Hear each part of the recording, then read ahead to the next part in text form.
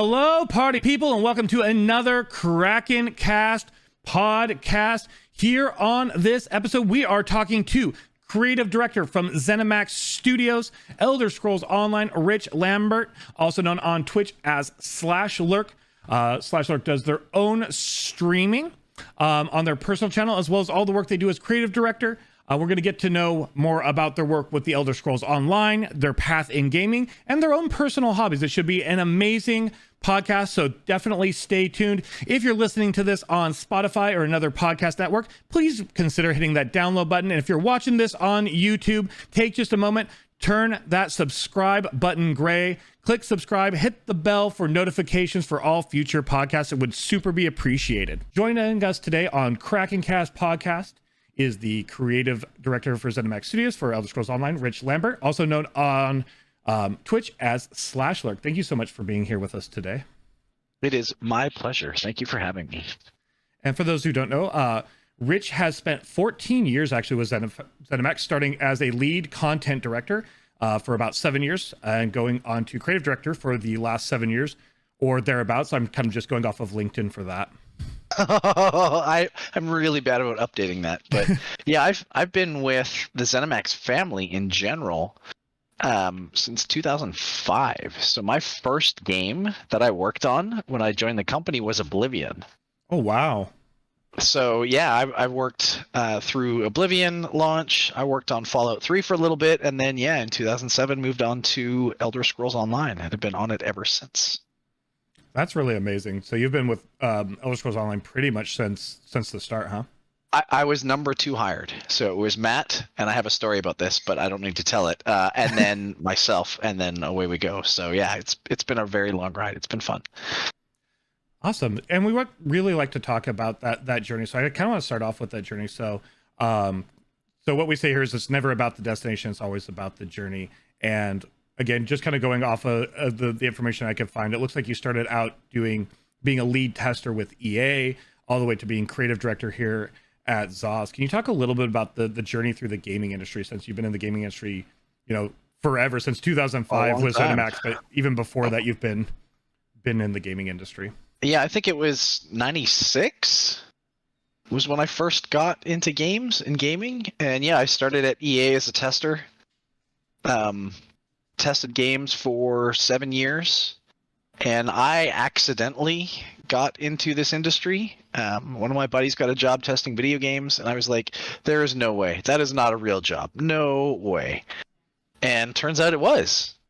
Who knew? And so I did that and loved it. I love breaking things. So I think that's why testing, it really fits my personality, is I love taking things apart and breaking them and kind of going from there. And then yeah, I moved into production, moved to Oklahoma to work on a game there, and also to be with my wife and whatnot. And so I was a producer for a number of years, and then came to Zenimax or Bethesda, and the rest is kind of history. And it's been a very wild ride to see just how much the industry has changed, but also to go from single player games, because that's what I had always done at EA and what I had done at 2015, doing shooters, to working on an MMO and working on an always on game. And that's very, very different and way harder in my opinion. Yeah, and I was going to kind of ask, there's like 2 questions that really kind of come out of that. One is, you mentioned like being a tester, and obviously being a tester is still a thing, loving to break a game, and how the industry has changed. And I think it's really interesting because I feel like nowadays we see a lot more early access games or open beta tests, a lot more relying on the community to see how much of the community can use their collective ability to break things, to break that, especially in MMOs. And I'm kind of curious, as somebody who started, almost by happy accident doing game testing, breaking games, to somebody who's overseeing this, like you said, always on game, the benefit of having a community that will pour into like the public test servers just to try to break what you've done, to figure out how to fix things and make it work. Yeah, I mean, it's huge. As a publisher or as a game development studio, you have finite resources, right? There's only so many people you can stick in a building. where when you start to go with those, early access, things, you get hundreds upon hundreds of thousands of people all in there testing a thing. And, that hour one of launch is way more testing combined hour-wise than you will ever get over the entirety of a project. And so it makes a lot of sense. I think certain studios have done it better or worse than others, and I think there's a messaging thing that comes along with, okay, this is early access, this is not the final game, there's lots of work to be done, but it definitely helps the developers get just more eyes, more bodies in there and testing and seeing things. You get bugs out of that, which is great, but you also get usability feedback, which for us is huge as developers.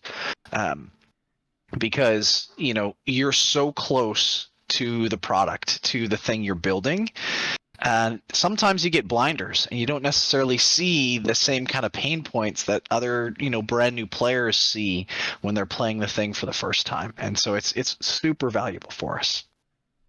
That's really amazing. And again, yeah, I can see how having 100,000 people, even if they only have 1 hour in, that's 100,000 hours. That's more hours than you could feasibly afford to pay dedicated testers to do things. Also, it probably helps a lot with things like stress testing and things like that. Oh, can our servers actually handle this? Yeah, that's absolutely the other side of things, right? Is, okay, you only have so many people working at your office. What happens when you want to try to, as you say, stress test the servers? Our mega servers are massive. They are huge. We couldn't possibly, even with using bots, and we do a lot of bot testing, but they don't replicate real player load, I guess is the right word I'm looking for. And so having real bodies in there and doing all the things that players do is super, super helpful. Yeah. And you can hear already here when we were talking about like just in testing and things like that, the level of like passion you have towards the game. And I think anybody who's watched your streams or watched a Bethesda stream where you're on it or had a chance to get or watched an interview with you knows how much passion you have towards the Elder Scrolls Online, this product. What is it about storytelling and world building in an MMO space, like you said, in this ever online game sort of space that makes you so excited and invested? I think the story is super important for me, but I think the thing that really excites me about the online space is that there are other players there and you get to develop those social ties. And one of the things that I have always wanted to do, since I started playing online games, is to be able to be a part of a team that can create those really cool experiences for other players, for other people. I have not made it a secret that I met my wife playing EverQuest, 23 years ago now. And we've been married for 19. And that's kind of the thing that, there's a soft spot in my heart for online games because of that. And just being able to be a part of that now on ESO and, hear the stories of other people saying, hey, I met my significant other, in ESO, or I met my best friend ever, in ESO, thank you so much. This helped me get through really, really hard times. It's amazing. And that's something that I've always wanted to do. Yeah, and kind of a similar sentiment to share. Way back in the day with Ultima Online, one of my best friends to this day, over 20-year best friends I met on Ultima Online. And since then, whether it be my time I spent in WoW, Elder Scrolls Online, as a player of a lot of MMOs, you make those lifelong friends. You make friendships. In your case, you've met your wife through it. And I think that's an amazing space. I think there is a concept, both of us being kind of older, concept of like, you can't make real friends online. They're, lasting relationships can't be online. Like we went through the era where kids now, like that's just accepted as that's normal. But we kind of went through a phase where people were kind of saying, this isn't possible. So it's really cool to hear, like, you met your wife there. I met my best friend there, because I think in the 90s, especially, it was like, games are not a place to make your friends. You're right. And it's funny, I almost kind of spit my drink out when you said, you're never going to find a real person, in an online game. I can remember having those, I don't want to say knockdown drag out fights, but, screaming matches, fights with my parents over, you're never going to find my mom would say, you're never going to find a woman. You're never going to, be a normal person in society. You're never going to find a job if you don't put down those video games, stop playing those damn video games, and get out into the real world. And now look what I do. I make video games for a living, and it's. I think it's a little bit of an education for some of the older generation to kind of realize and wrap their heads around what video games are, kind of as a medium, but also just as an experience. Like, to me, as you spend time playing games and you're socializing with people in game, because you do in online games, you do socialize.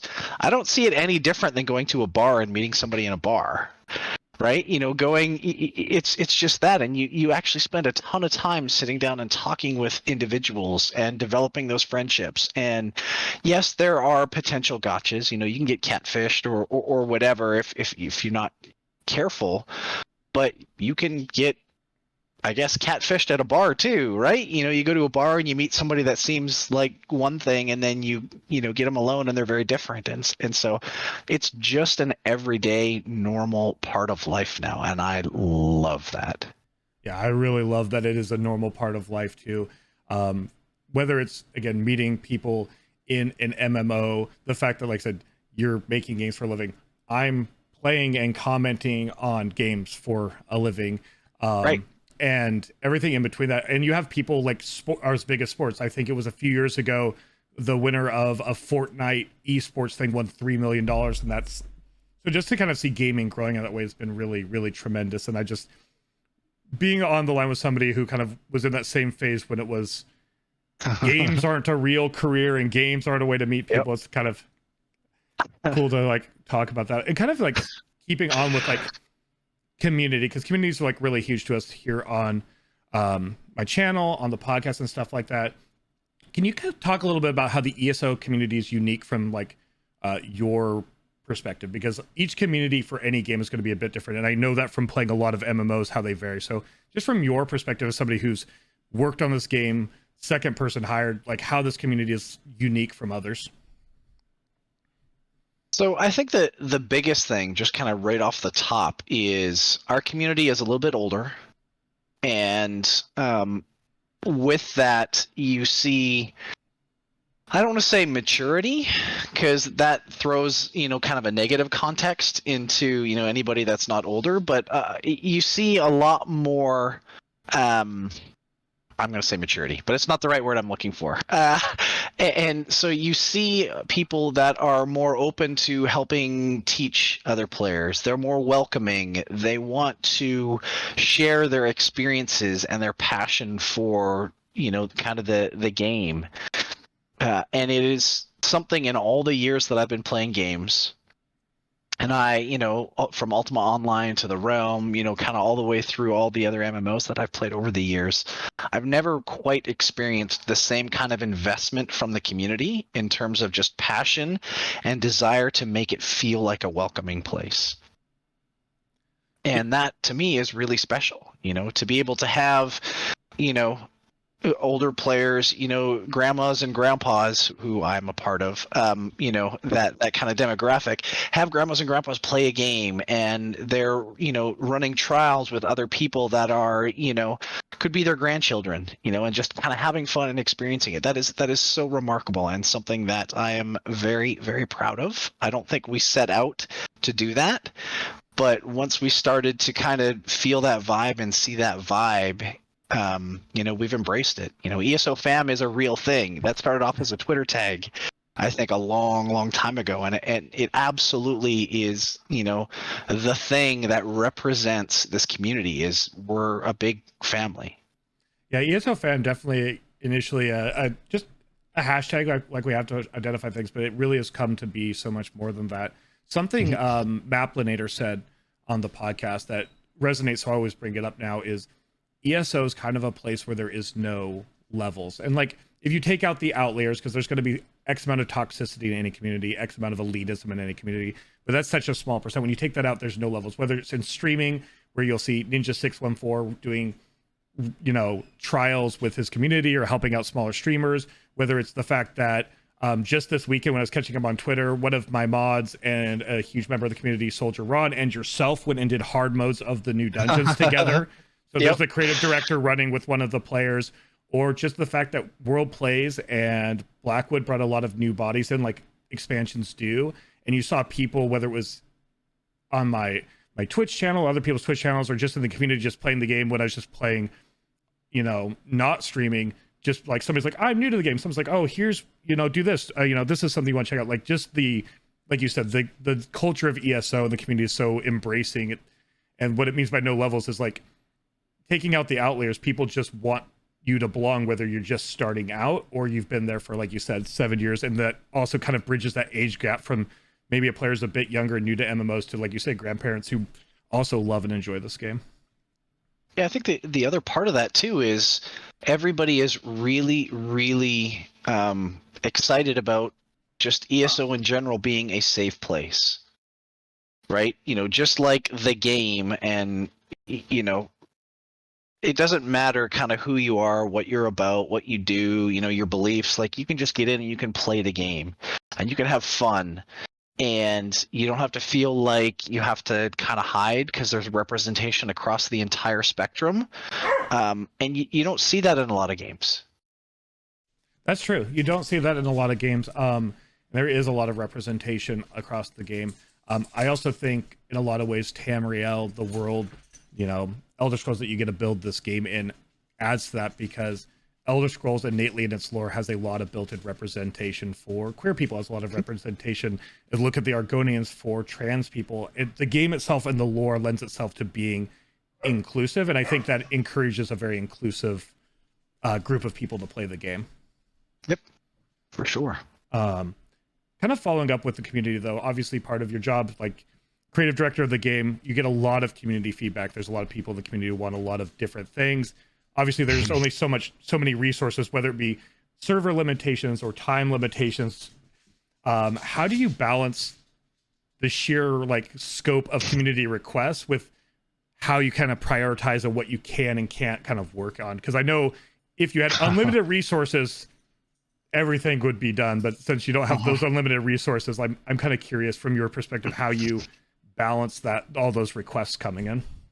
It's definitely a game of prioritization, like you said, right? Which is, we try to aggregate as much data as possible, from the community, and then we also take into account what we're seeing in data. So I like to say that we are data informed and not data driven.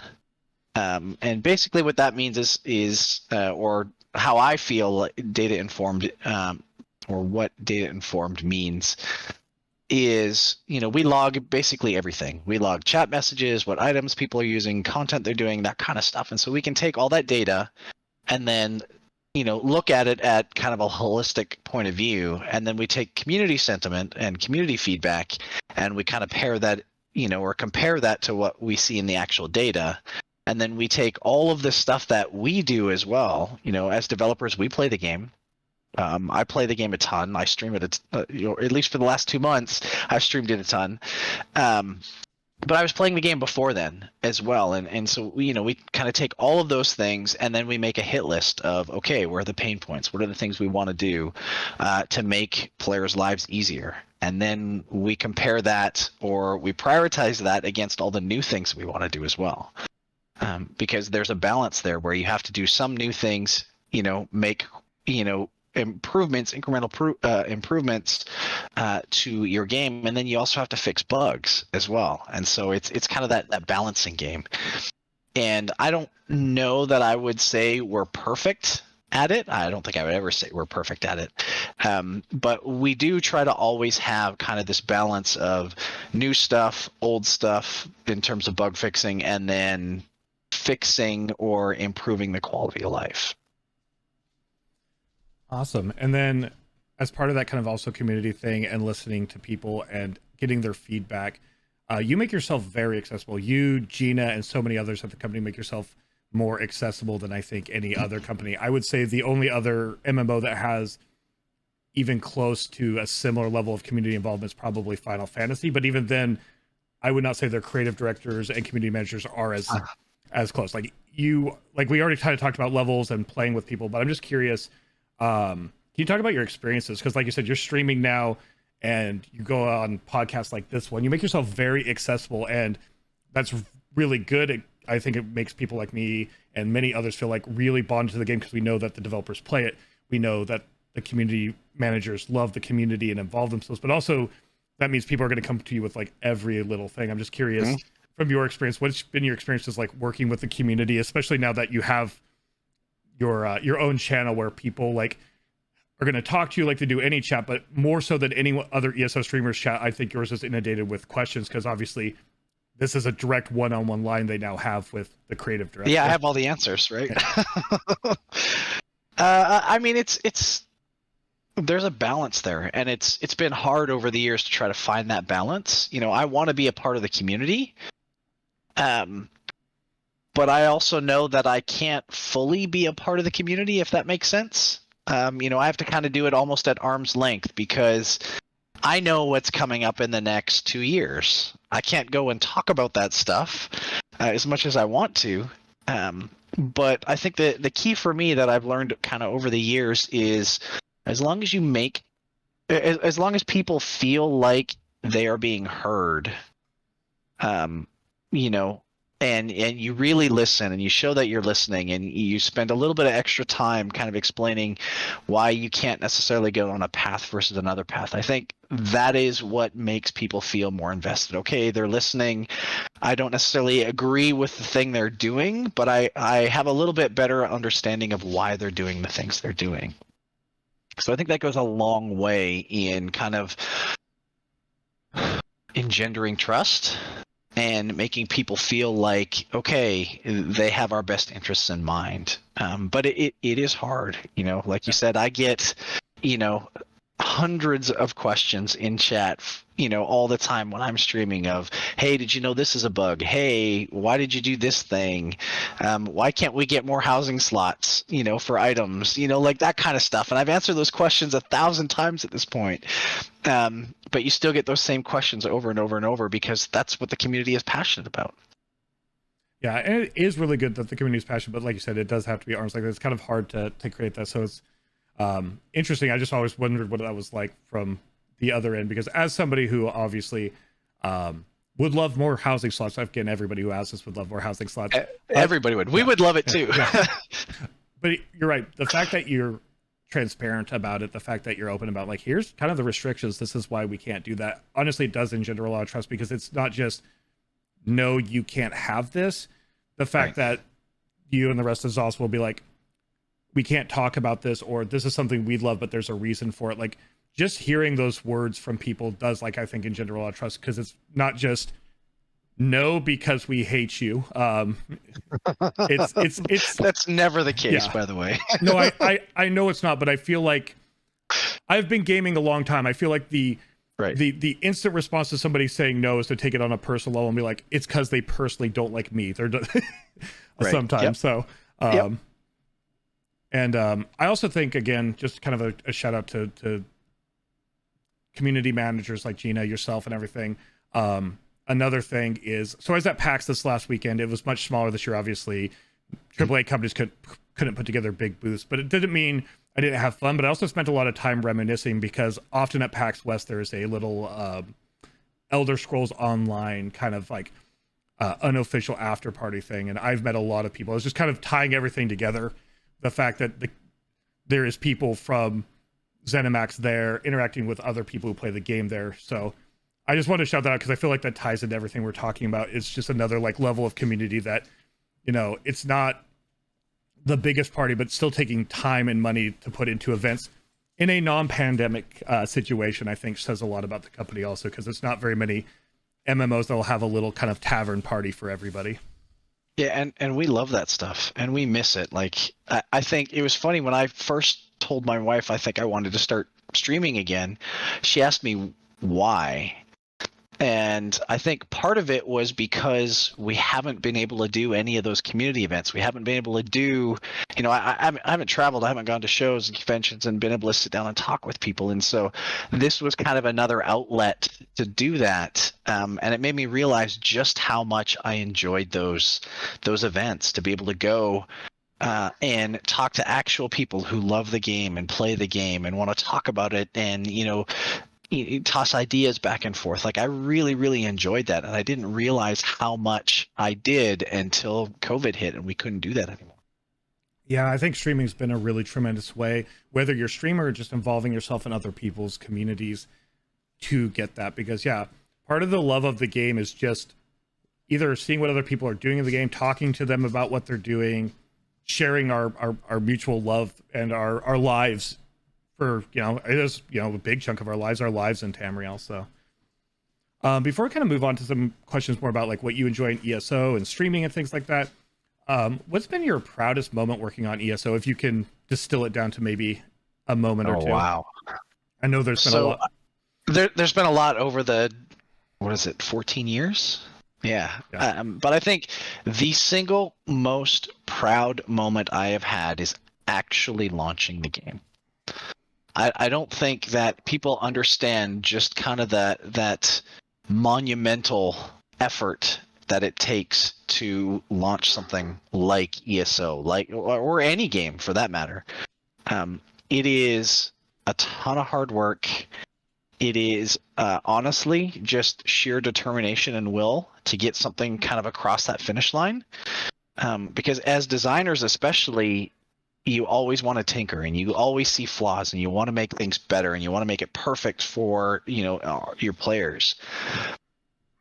And so we spent a long time. We started in 2007. We didn't ship until 2014. So we spent 7 years working on ESO, and it took on a lot of forms. But to finally get it across that finish line and to ship it, to see real people in there playing the game, was just absolutely amazing. And I still have screenshots from that minute one of the servers coming up and just kind of running around in the starter islands and seeing all these people running around and doing all the crazy stuff. Like, that to me is something that will never go away.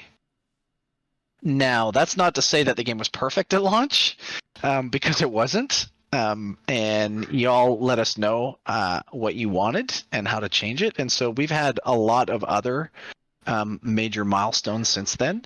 And I'm super proud of the team that is still on ESO and who has traveled that journey to get us all the way through. We've really turned the game around and turned it into something magical. But picking just one thing, it would be just launching the game. It was unbelievable. Yeah, I can only imagine spending, about half the time, like the game's lifespan was about as long as it sounds like you spent getting the game up and running. So as you said, not a perfect launch, but I say it a lot on the channel. I think the testament to an MMO survivability is the way the community is engaged and how it kind of like rides out those early storms. I don't think any game releases perfect by any means. So the fact that it was out the gate, the foundations were there, people were in the world and able to give that feedback. Because as you said, there's a lot of different systems. Like I remember getting on at the start, I remember vet ranks and all the different things that kind of changed over time. But the fact that it was out there, I think that is probably sounds like such a huge thing. And also a testament to being able to get that feedback and work through it and refine it over the years into what it is now. Because there's only so much, like you said, tinkering and refining and stuff you can do before the game's launched. Eventually you just have to send the game out there and go from there. Yeah, it's and we still have these discussions now, but honestly, it's when is it good enough? How do you know when it's good enough to ship and then get more feedback and make it better? Like finding that, hi Ked, well, how are you? Finding that balance is really tough and something that a lot of teams struggle with. Yeah. And I just gonna bring it up as an aside because it seems to come up. And just curious how you navigate, because every time a new game comes out or every time something's a little off, it's the ESO killer or ESO is dead. And I have never like I said, I played when it first launched. Wasn't quite what I was looking for. And then I came back to it a couple years later, and then I've been on it for like the last 5.5 years, whether it be PlayStation or PC. And I've never once looked at it and went, oh, this game is dead. But you do hear that a lot. I'm curious as a creative director, as part of the team making the game, how you navigate, like, because you can see the numbers and stuff that we don't see on our end. You can see the stuff, how you navigate like this like sentiment, because once it starts rolling, I feel like some people get on this ESO, this next game's the ESO killer, or oh, this is the last update for ESO, when like you just mentioned earlier, you know, the next 2 years. And if you listen to any interview with you, you can hear like, you can't say what it is, but you know that the steps ahead. So like, it's clearly not dead. I'm just curious how you navigate that when people like are coming with this like almost mournful dread, black veils on, like mourning the death of a game that's not dead. Yeah, I mean, I think you learn to live with that and deal with that. I think, when you're successful, people kind of always cheer for the downfall of the successful thing. And so it a little bit comes with the territory. But I think for me, honestly, the big thing in kind of getting through all that is we have been said, or ESO has been said to be a dead game since we launched. And we just cracked the 19 million player mark for the lifetime of the game. Like, that to me is not a dead game. And yes, there will be new games that pop up. There will be new life brought into the genre, the MMO genre. But I look at that as it's healthy competition. It's good. If there's only one kind of king or queen at the top, things stagnate and nothing changes and no progress is made. And so you want to be on your toes. You want that kind of that competition that I mentioned, so that you're always striving to be as good as you can be. So yeah, bring everybody on. I think it's only good for the industry as a whole, the more competition there is.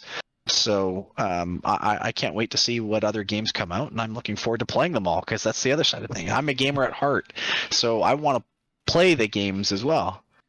Yeah, I think you're right about the one king sort of situation, because with WoW there for a while, it was like MMOs are solved. WoW is the perfect MMO, and then ESO and Final Fantasy and BDO are the like this. And then I think with all the changeovers and stuff, I think it, like you said, I think it's also very healthy. It's great for the consumer because you have more options.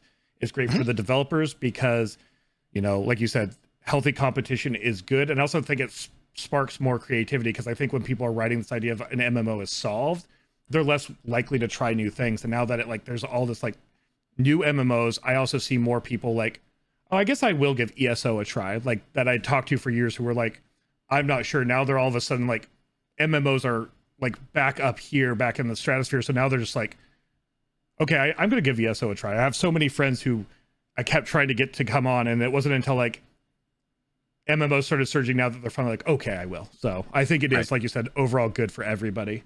And you've also mentioned that you're a player. So when you play ESO, what is the content you most like to do? Obviously, ESO has something for everyone, and there's so much content to it. But like, what is the content you find yourself most drawn to in it? I am I'm a power gamer at heart. So I love the min-maxing side of things. I love the math and making the most efficient build possible to participate in whatever content. I've always been, or at least when I had the time, I've always been kind of cutting edge, top end raider type player where, you're always working together with a group to push things as much as possible. So that's the type of content I love. While I don't have that time to do it in ESO, at least at the trial level, I can do that by myself. And so I gravitate towards the solo arenas and doing those. Maelstrom Arena is probably my favorite piece of content we've ever built. I like Vatishran as well, but something about Maelstrom just vibes with me. So I love that stuff, but I also love the story side of things as well. And so, just kind of, like you said, there's something that's very different about ESO, in that there's something for everybody. When I have that itch to go and explore, I can go do that. I can go do questing. When I feel like I want to get sweaty and do some PvP, I'll go and do that and, have, some fun in there. And then I always kind of go back to this is just my happy place in Maelstrom Arena and push those leaderboards and push those times and try to get better. Awesome. Yeah, I really like the arenas too. I did them a lot more on console before I was streaming than I have on PC. I haven't really got back to the arenas yet, but I really love those. And again, like you said, there is something for everyone. Also, there's a lot to switch around to, because sometimes I will be in a mood, well, I haven't been recently, but I'll be in a mood like, let's do prog, let's do the hardest possible trial content. Let's try to do this 1%er. We're trifecting out hard. We're, going for it, and can grind on that for months and get to a point where my brain's just like, I don't want to do trials anymore. And Right. ESO is very good about, well, what zone haven't I done the story in? Let's go check out the story. Or, hey, let's just decorate houses for a few weeks. Like, I really like that. Like you said, there's so much to do, and like, it's hard to have one answer, but I feel like everybody has like one or two things that like they, like you said, like kind of magnetically gravitate a little bit towards. Yep, absolutely. And then in terms of like the overall kind of community and stuff, like Zenimax does a lot. We just before this podcast, we're looking at the mixture of heavy metal and ESO, the awesome stuff coming here in September, which you should check out if you haven't already. Just go to the Elder Scrolls Online page, look at the news story from, if you're listening to this later, September 7th. There is every 3 days a different event, 7 events, 3 random winners, each one 21 chances to win a bunch of stuff. An amazing kind of thing with that. But in addition to these things, be it World's Play, be it the heavy metal thing, the community also comes up with a lot. You see dueling tournaments, housing competitions, all these things that the community goes, art contests. I'm just curious how inspiring it is for you as somebody who like works hard in the game, as somebody who oversees this huge team, who works on these awesome collaborations and events, to see how much the community like steps up to do their own events and just kind of takes the tools you've given them, be it dueling, be it housing or whatever, and takes those tools you've given them and puts together their own kind of like competitions and contests, outside of the realm of all, Zenimax. It's humbling, number one, but it's also super amazing. And I think Matt Firer, who's the game director and president of ZOS, has said many times that we just made the game. The community made the world. They made this a safe place for people to go in and play and experience. And that statement really rings true. Like, we can give you all the tools, and then letting you all take those tools and do just wild, interesting, crazy things is so much fun. Like, we never thought that players would go into Cyrodiil before we had dueling and have dueling tournaments. I mean, that wasn't really ever in our well, maybe it was in Wheeler's brain space, but it wasn't in my brain space at the time, right? Like, we were making this group-oriented zone to go in and siege castles and have all these crazy things. And the player base came up with this thing that they wanted to do because they saw a need to see who was the best of the best, and they found a way to make it work in the game. And I thought that was really cool. And you see that with all of the other communities out there as well. You see that with the RP community. You obviously see that in the housing community. With you being a part of that as well. You have all these really cool, interesting events. You have your fashion shows. And so it's remarkable to see that kind of level of effort go into just being a part of the world and having people kind of strut and show just how invested they are into the game. Yeah, it does. Like you said, the world is a living world, and it really does make the world feel lived in, because be it dueling or RP or housing or anything in between, it just adds so much to the world because it is these people putting together things. So that's again, what brings people back to an MMO is the community and the people. And I think part of that community really is that. That's why I always like to kind of ask about that when I can get a chance to talk to people who work on the game, because I think it's such a unique thing. It's something you don't see other types of games. They might have little things like that, but in an MMO, and especially in ESO, it's just so much. So yeah, 100% agree. You don't see this in a lot of single player oriented games for sure. Yeah, you see a lot of fan art, which is also, again, big shout out to the fan art community for Elder Scrolls Online. I will browse that tag. If I just need to, I don't want to tweet, but I want to scroll for some dopamine, I will scroll Elder Scrolls Online fan artists for probably a good 30 minutes because there's just so much talent there. Yep. One of the things that Elder Scrolls Online does amazing well, like huge shout out, is there's a large avoidance of parasitic content. For anybody who doesn't know what parasitic content is, think of a game that releases a DLC or an MMO with another expansion. They introduce this really cool new system. The system is super relevant to just that expansion. It doesn't affect previous expansions. And as soon as the expansion's over, you know that system is gone. I'm not in the habit of calling out other games, so I won't mention it, but I feel like we've all played games where they have these parasitic systems that are cool and then gone. Whereas I'm sure it takes a lot more work to build a non-parasitic system, a synergistic system, because you just introduce companions. As long as I have Blackwood and can get a companion, that companion can go with me anywhere in the world. Antiquities is another huge one. Antiquities, when they first were introduced, are everywhere in the world. And then Blackwood comes out and we have more Antiquities. Like, you introduce systems, and these systems make the world feel bigger and lived in, because I know it's not just for Blackwood I get a companion, or it's not just for Greymore I get to dig for Antiquities. So I'm just curious, the difficulty in that and kind of the decision to like avoid that like single expansion systems in favor of these systems that probably take a lot more work but can work anywhere in the world with any previous and future content. Well, I mean, you're right in that it's harder to do because you have to think of a lot more things, and you have to think about how are we going to keep this an evergreen system. But for us, once we decided that one Tamriel was going to be the way we wanted the world to be, because we didn't ship that way. We were very much more the kind of traditional MMO where it was level gated and there was one path through. Once we decided to make the game an Elder Scrolls game, we knew that anything that we built kind of going forward needed to have kind of those core pillars. And those core pillars were the freedom to explore in any order. So there isn't a right way to kind of do stories. There isn't a right way to level your character.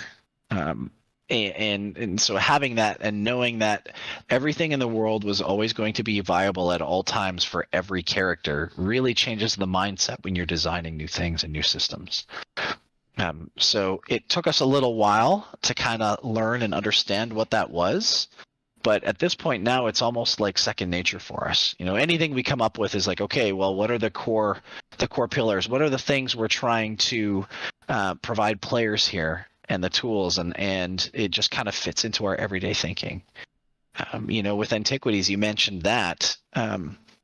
The idea behind Antiquities was, how do we give players something new to do that wasn't just more questing and killing, but also tied into the things that our players love, which are the lore and the exploration of the world. So that's how we attacked that problem. It wasn't let's take this system from another game and make it better or do it differently or put our own spin on it. It was those were the core rules, and that's how we came up with that system. Antiquities has to be my favorite system out of, even considering skill lines and things, that was ever added to the game. One, because I get to get my Indiana Jones on. That's right, yeah. And two, whether it's looking for new motifs for fashion, furniture for furnishing, items to make your sets better for PvE or PvP, like you said, it tied into every other system. So you don't just get to do this really fun mini game, which I find it really relaxing. I love the mini game. You can do it whether you're looking for a piece of PvP equipment or if you're trying to furnish your house. And I will gush forever about the Antiquity system. I've spent many a stream just like we're hunting treasures today. So, but speaking of a more recent system, the addition of companions, the bringing of something that is a staple in a Bethesda single player game. Like if you play Skyrim or you play Fallout 4, you know, we have companions, but it's not something we ever kind of expected, I think, to have in an MMO. And, you know, there's some people were super excited. Some people were like, I don't know how good these are going to be, but I feel like most of my experiences, this has met, if not in a lot of cases, exceeded people's expectations of what we could get from companions in terms of like what they do and the storylines with them. So I'm curious, when you put a lot of work into a system like companions, obviously until it comes out, you know, you have the feedback about the idea, but when you see the system come out and be it Antiquities or companions get so embraced, is that really like a great feeling? How does it feel when people like really like gravitate towards it and go, yes, I love this thing that you've you've put together for us. It's definitely rewarding. And I will say that there was just a little bit that was like, oh, thank the Lord, we actually, hit the mark, I'm not a religious person, but that kind of sentiment of, okay, whew, we made the right decision, is definitely, is definitely a bit of that.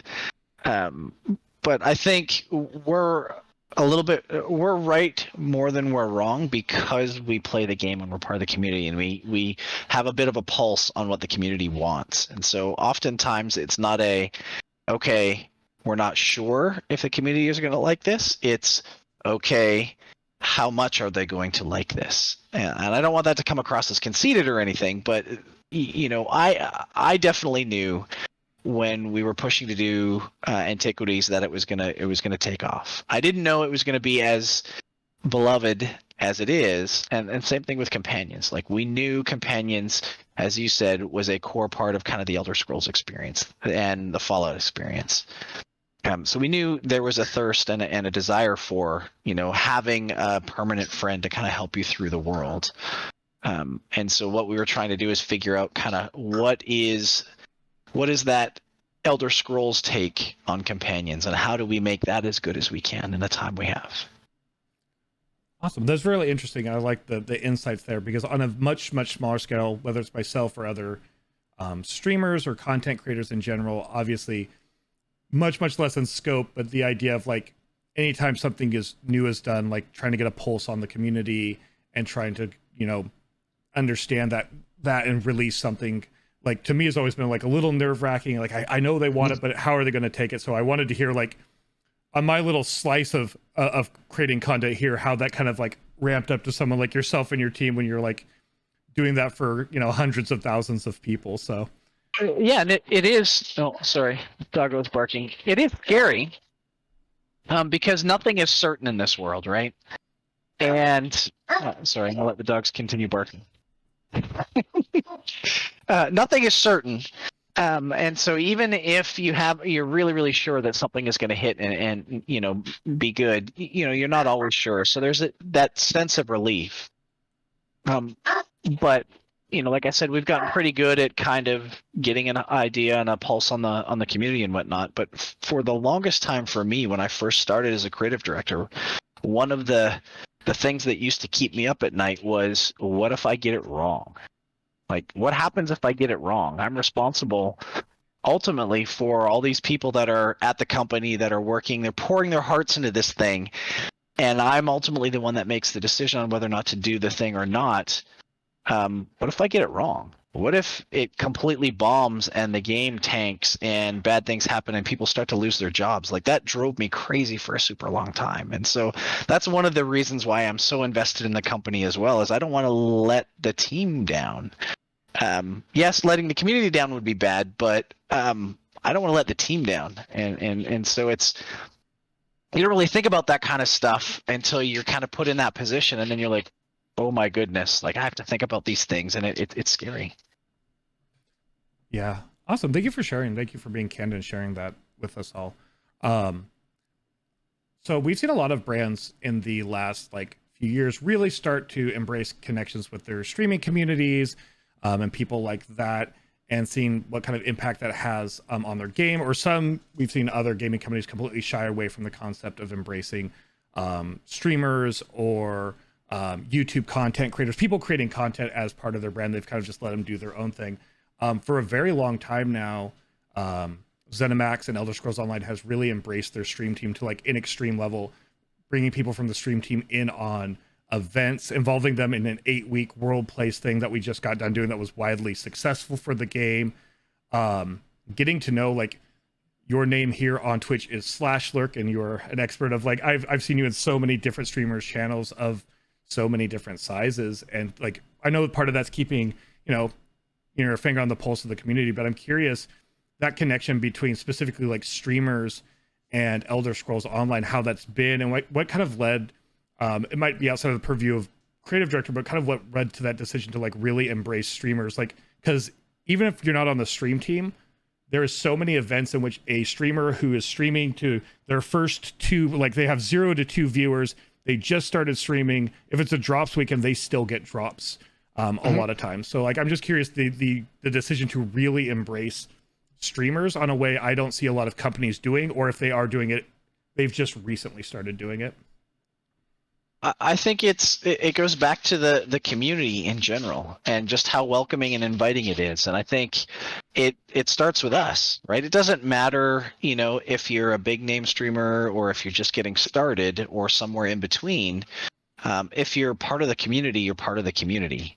And I think it is a really good way to get people to know more about the community and more about the game by having other people playing it and watching other people playing it. And I know, because I've seen the data, that a lot of people's first decision on whether or not I will go and take the plunge and buy a game or join the community is by watching streams or YouTube videos or reading reviews and things like that. And so if I can play a small part in making the community more welcoming, I'm all over that. Awesome. And I think that plays a lot, the Zenimax's involvement with streamers and the way the ESO community's grown over the last 7-8 years lends a lot to also how the streaming community, because a lot of people talk about how unique, like if you set up roots, like you've been in the category, people know that you're sticking around the category. Like I said, there's no levels when it comes to streamers. When I was smaller, I would have, larger streamers come give me a hand. As I've grown, I will go watch newer streamers. Like there's so much intermixing without like levels. And sometimes in some communities, again, I don't like to throw game names out there, so I won't, but you will see it like, oh, I'm 100 viewer average, so I interact with other 100 viewer averages. And right. The ESO directory is not like that. And I think that comes from the way Zenimax treats like the entire community, the way the ESO community is transfers through the streaming. I think it makes us a really unique category on Twitch, as well as a really unique game. Yeah, I don't remember who said it, but somebody said, and I want to say it was in somebody's stream, that this channel, this directory, I guess is a better way to say it, is it's community and not competition. Everybody wants to see everybody else succeed, and so people aren't looked at like, oh, they're taking my views, or oh, this person is going to squeeze me out of the space I'm in. It's a, hey, come in, more eyes on is better for all of us, and the stronger the game is, the better it is for all of us. And that is something, as you say, that you don't see in a lot of other directories. Yeah, I don't know who said it first, but I remember first hearing community, not competition, from a streamer named Reishi Spores. And I've taken that to heart a lot. My dad always used to say, a rising tide raises all ships. And I feel that's very true, because when I'm watching other streams, people who watch my stream, I will see those names there. I will have people pop into my stream for the first time and go, hey, it's my first time here. And I'll see like 3 other people go, oh, hello, because they already know them from other people's streams, because it is that bigger, ESO category connection where we're not like fighting and competing with each other and trying to keep people away from each other. We're actively encouraging people to like mingle and blend. So I think it creates a much more fun space and a much more, honestly, I feel like the ESO space is viewed as so good for growth because the focus on community and not competition. Because when people are competing, I think the viewers sense that, and that kind of pushes them away versus inviting them to like check things out. So I love our directory. Yep, I agree. So there is, there's the ESO stream team, and there's a lot of people who stream ESO.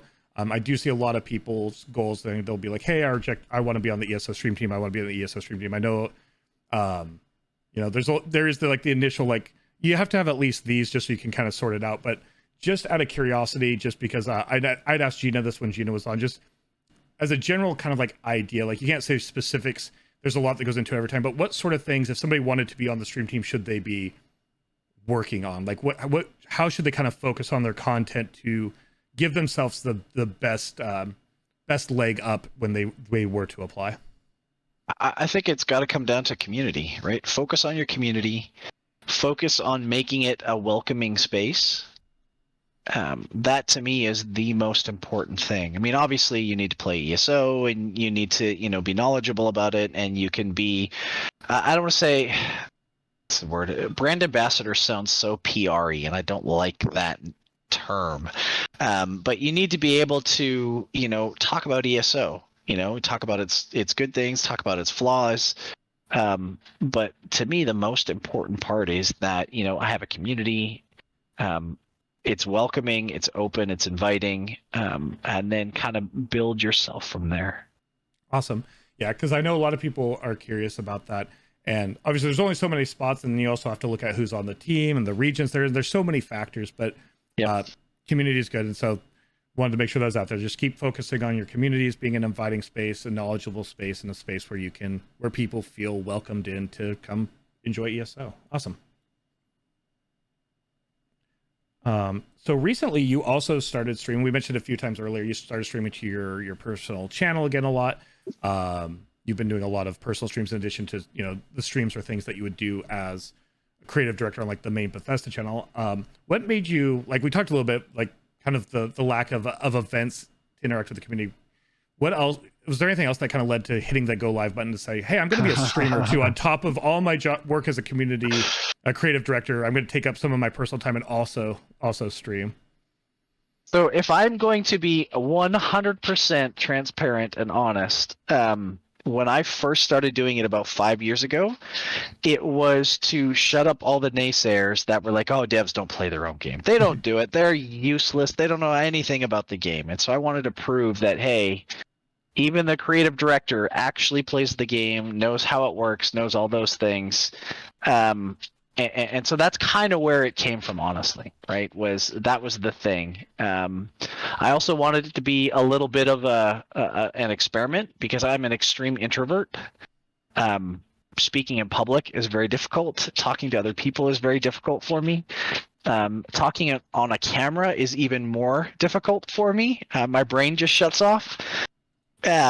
So it was how do I get better as kind of a person and learn more about myself and how to do things. And I'm enjoying it. I'm enjoying it way more than I ever thought I would. Even though I had like that 5-year hiatus between, streams, I'm enjoying the heck out of this right now. Awesome. I'm really glad that you're enjoying the experience as a streamer. We talked a lot about like fielding all the questions and stuff. So it's really cool. It's, again, obviously the shut up the naysayers that devs play their own games is as good as reason as any. There's a lot of different reasons to hit it, but I'm glad that like that's changed into I'm just enjoy streaming and interacting with the community. So it's been great to see. I think it's really awesome. And again, I think seeing anybody who works on the game, especially the creative director, of like sitting there streaming the game on their personal time, being able to just look at Twitter, like I said, again, seeing the fact that you and then Soldier Ron and people just like went and did hard modes, like that continues to also does benefit because it does sell. Like obviously the devs play their own game here because nobody. It's one thing to go, oh, the dev got on for an hour on a Bethesda stream and play this thing. It's another go. Right. I spent my long weekend grinding out hard modes like that. I don't think anybody at this point can question whether or not devs play their own games on ESO because grinding out hard modes of the new content's not the easiest task to go for.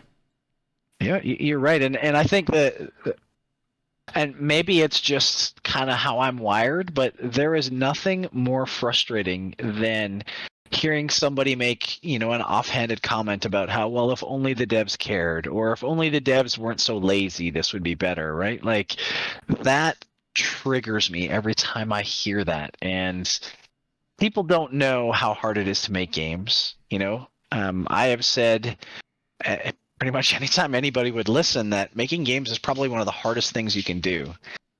If it was easy, everybody would be doing it and everybody would be successful at it. And that is just not the case. You can go onto Steam and you can look at all the games that get released every year. There's like 50,000 plus games that get released on Steam every year, and only a fraction of those make any money. And so it's really, really, really hard, and it's not an exact science. And you make a lot of mistakes. But the mistakes aren't caused because a dev is lazy or because a dev doesn't care. So that's ultimately why, like I said, I started streaming, and why I think I'm enjoying this so much now is seeing the community being a part of those streams and asking questions and kind of cheering me on when I'm doing things. It's really, really nice to be a part of that. Yeah, it seems like making games is not just hard, but like any public creative endeavor, making games is hard, and if you make a mistake, everybody is going to let you know about it.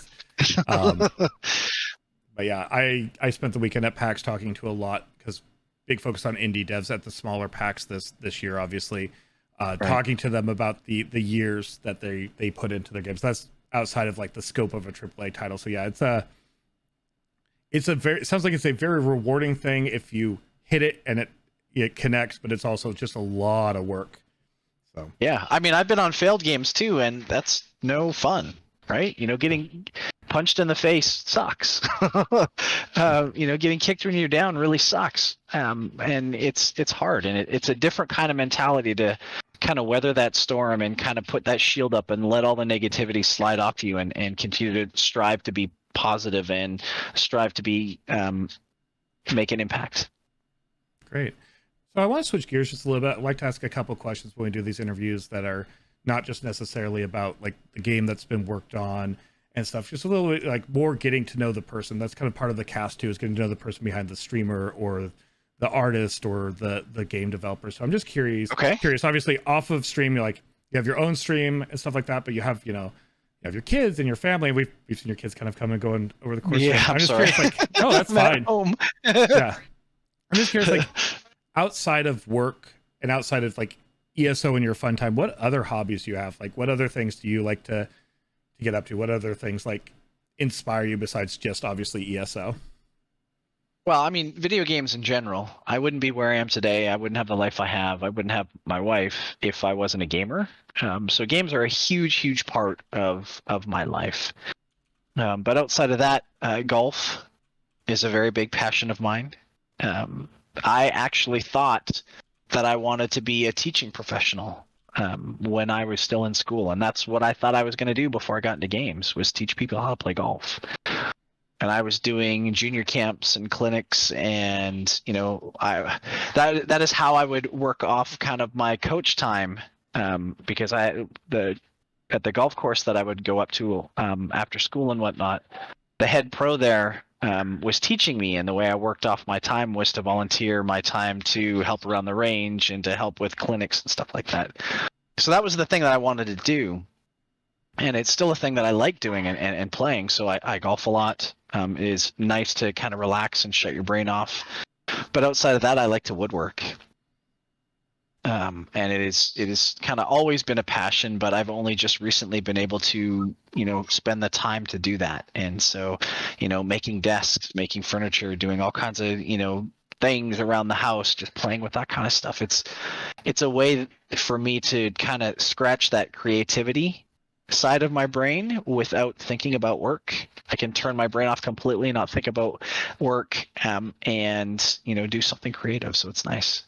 That's awesome. And I've seen some of your woodworking, because you've actually been really generous when people have been doing things related to charity and the community, donating actually some of your wood crafts to them. So it's fun, and it's a little thing that I can do that makes a big impact, on those campaigns, I guess, if you will.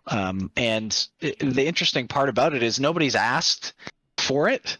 I've just kind of gone into streams and been, hey, this person is working on a stretch goal. I'm like, I'll throw in a cutting board, and then people lose their minds, and then the campaign goes crazy, and it's really cool to be a part of that. Awesome. It's also really interesting, because I was kind of going to lead into it, but you'd already answered my next question, which is in the Loki style Nexus event that you didn't start game testing, going to gaming, where it sounds like you were going towards being a golf pro and teaching people golf. Mm-hmm. As a combination of gaming and golf, I just have to ask, I think I already know the answer, but have you played and do you enjoy Mario Golf? I do. I play it all the time. When it actually first came out on the Switch, I played it until my Switch died on me when I was in bed. and I've done that a few nights in a row. But yeah, all the Mario golfs, Hot Shots golf is probably my favorite out of all of that. I loved testing Tiger Woods golf when I was at EA, so I did that kind of thing too. So yeah, anything that's got golf in it, I will go and play. Golf Story is fantastic if you've never played it before. It's an indie game on the Switch. It's absolutely awesome. It's story meets golf, which is fun. That's really awesome. Yeah, I have played Golf Story, but I wanted to get people's opinion because Mario Golf, the old one and especially the new one, is just such a tremendously fun game. Yep. So yeah, NES Open was amazing. Maybe I'm dating myself, but that was amazing. I feel like even the older golf games, I feel like the nature of like clubs and wood and like all the stuff that kind of goes into the science of golf was easier for games to capture, because I kind of feel like long before we had a physics accurate basketball or football game, we had really, really good golf games, even as far back as like the original Nintendo system. Mm-hmm. Yeah, at its core, it's a very simple rule set, right? And it's physics, right? The longer the shaft, the more angle on the club, either the further the ball goes or the higher the ball goes. So it's pretty simple at its core, but it's very, very, very difficult to master. Easy to play, hard as heck to master. Yep. So that's really cool. I also really love golf. I still have I don't keep a lot of my trophies from my youth, but from my high school golfing, I still have my I have a trophy for chipping, because they would have little, in addition to just playing golf, they'd have little like golf kind of events, which was like, we're going to put the ball deliberately in like sand pits and stuff. And nice. So I am horrible. I have a horrible drive and I'm not the best at putting, but I get myself out of a bad situation, at least when I golf. So a big focus on our channel is mental health and self-care. So we talk a lot about support networks and work-life balance. I'm curious, obviously, with something like a game like that's always on, that's always evolving, like ESO, your personal hobbies. Again, you have a family, you have dogs, like you have all of these things. How do you strive? Like, it's impossible to have a perfect work-life balance, but I always like to hear different people's like tools and approaches to trying to maintain a positive balance between all those different aspects. It's really hard, and I don't know that I am the prototypical person for that, because I take everything so personally.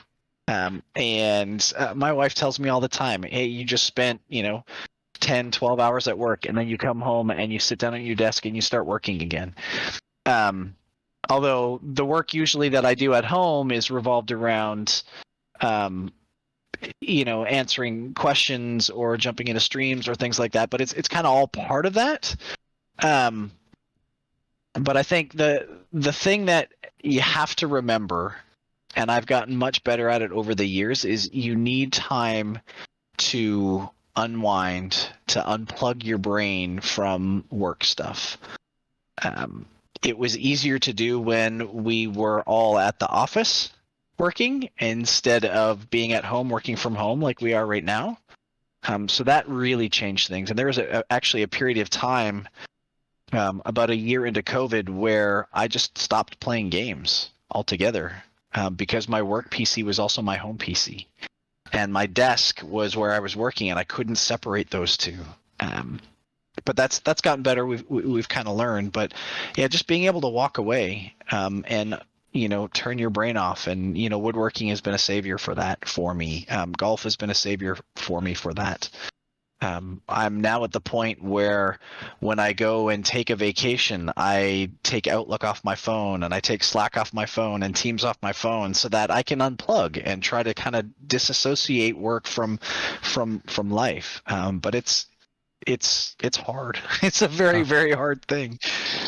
Yeah, it's definitely a lot of give and take. It's hard, but that's why I always like to hear what different people do. And I think it's really good. We have a lot of people who listen to the podcast who come by my stream and stuff that are streamers themselves. And so I think what you just said, honestly, is really good advice, because that work computer, if you're a streamer and you're doing it as a thing that you're trying to build into a job or is your job, is also your gaming computer, is also where everything is. So like, I think that is really good advice, is to find those hobbies or things to remove yourself from, like if your fun space and your workspace are the same, I feel like it is harder to separate work from fun. So I think what you said is really solid advice for anybody, which is find the things that do allow you to physically kind of separate from that workspace, so you can reset your mind. But kind of into the same vein as that, like not being able to ever be fully off, because in jobs that are creative jobs, whether it's developing a game, streaming, an artist, anything like that, it's impossible to be fully off. And what I mean by that is, I find myself, even when I'm on vacation and off, like I'm not looking at Twitter, I'm not doing this. Sometimes some inspiration strikes you when it strikes you. And I'm just curious if there have been moments where either you're, doing some woodworking, you're on vacation, where you just have like inspiration, like strike you, where you're not necessarily jumping right back into work, but you just had a moment where you went, oh, this is an idea I have. I'm going to file this away, so next time I am working on something, like I want to like dig more into this. Yeah, it happens all the time, and in the weirdest places. Shower thoughts is a thing, right? That you're just having a shower, doing whatever, and then all of a sudden you're like, oh, hey, that's a good idea. I should try to remember this. I have spent Christmas vacation time at Matt's house talking about features that we want to do. So it kind of happens any and all places, and it can come from just the weirdest, most random things. I've had ideas that I couldn't wait to share with the team, from watching a movie or from reading a book or from watching a game, a sports game, right? Like they come from everywhere. And I think, making sure that you take notes is a really good way to keep all that stuff. I have a notepad next to my desk. I have my phone that I take notes on all the time. I write myself emails all the time of, hey, don't forget this. So it's do whatever you can to remember those ideas, and so that you can save them for later. Yeah, that's really good advice to write them down. And the reason I always like to ask that question is, I actually got that question talking to my therapist when I was trying to become a little bit less of a workaholic. And this is before I was even streaming.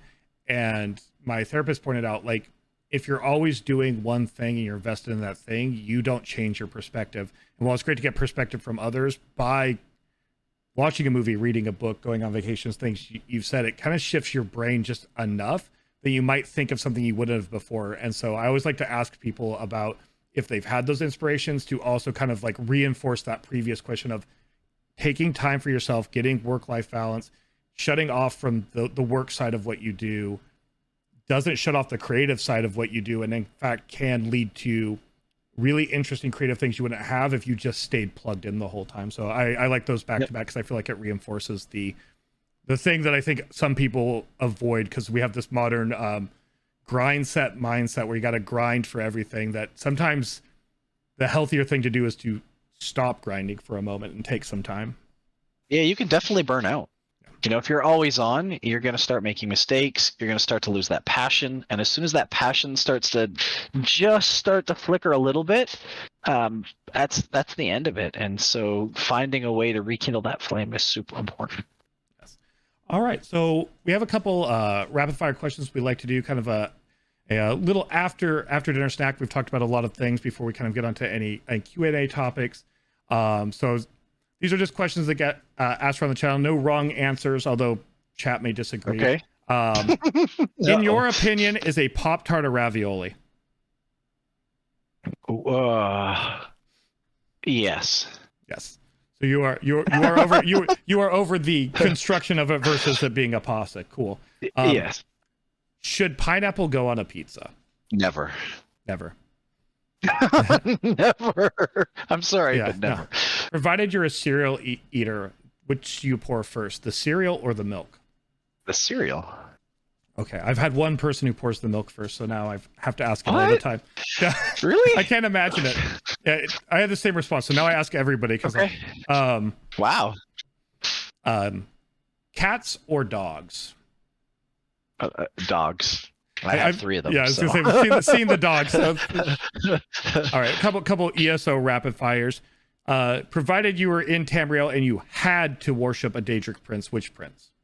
Oh, I guess Mehrunes Dagon.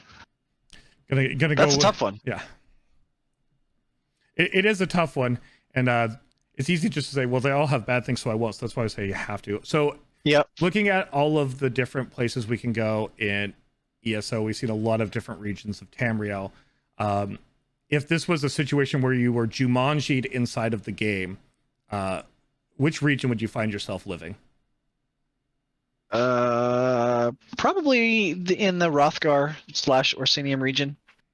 I love the orc culture. So I really do love their culture, and the cold mountainous area is. I used to say Hrothgar. Now I'm actually very big on Leyawiin and Blackwood because I like the temperate. I like rain a lot. So awesome. And the last one for the ESO, which faction? Oh, Daggerfall. DC. I'm a blueberry. Yeah, I'm a blueberry.